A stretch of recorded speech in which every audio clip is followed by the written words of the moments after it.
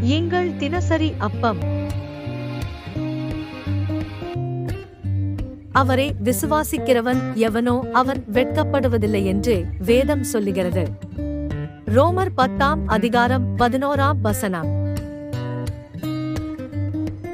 பிரியமானவர்களே, தேவனிடத்திலிருந்து ஜெபத்திற்கான பதில் கடந்து வரும்படிக்காக காத்திருக்கிற நீங்கள் அல்லது நம்புகிற எவரும் வெட்கப்பட்டு போக மாட்டார்கள். நீங்கள் எதற்காக காத்திருக்கிறீர்களோ, எதை நோக்கி காத்திருந்து ஜெபிக்கிறீர்களோ, அந்த காரியத்தில் ஆண்டவர் ஒரு நல்ல முடிவை தரப்போகிறார்.